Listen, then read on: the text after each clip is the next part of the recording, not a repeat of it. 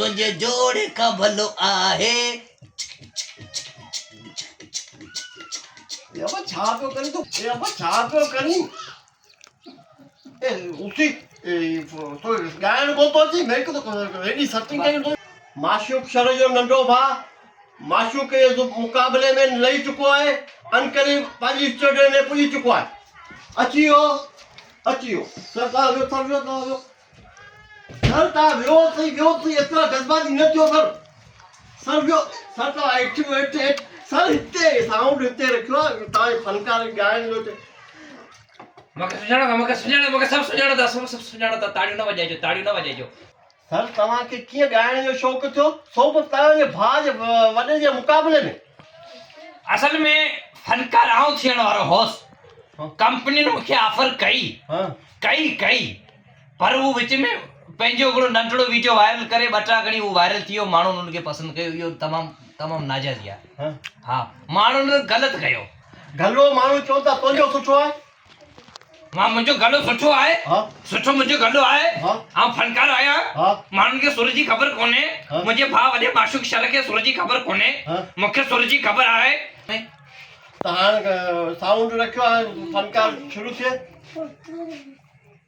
सुर तव्हां ॿुधायो न पर ॻाल्हि सुर जो थोरो क़दर बि करिणो आहे ऐं ईअं कोन ॻाईंदो आहियां ईअं कोन मुंहिंजो उस्ताद चयो आहे जिथे क़दर न हुजे हुते माण्हू न ॻाए तुंहिंजो क़दर करियूं त अचे वठि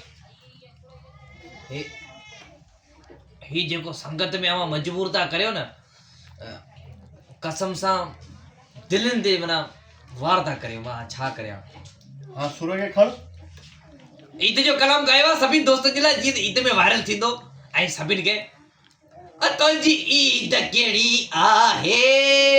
तुंहिंजी ईद कहिड़ी आहे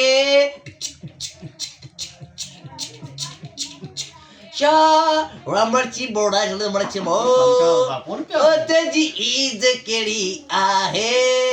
तूं चप्पल कोन वरतो मो चप्पल वरतो तुंहिंजी ईद कहिड़ी आहे हिन फनकार सां मुंहिंजी कंपनी हली सो हली तुंहिंजी ईद कहिड़ी आहे मुंहिंजा कपिड़नि जो जोड़ो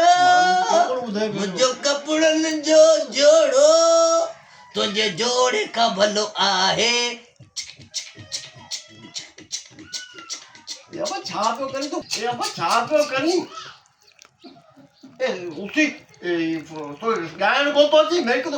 एडी सेटिंग करी तो ए बाकी बच्चे मिसराओ चाचा ए बस मिसराओ ए सौ वापस ले मुए ए 600 वापस ले बच्चे मिसराओ इतो जो तो साउंड घुरायो नु तुने हेडो खर्चो कयो जी कंपनी ए साउंड माउंड घुरा वई रहा जी असन कंपनी ए हेडो मार जे सुर जी खबर कोने लगो चिचिक करो उसी ए उसी साउंड काने मुके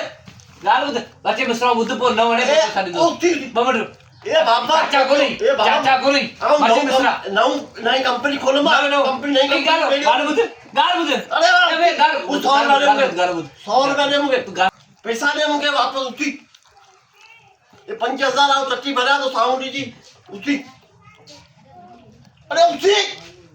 तुझे ईद में कपड़ो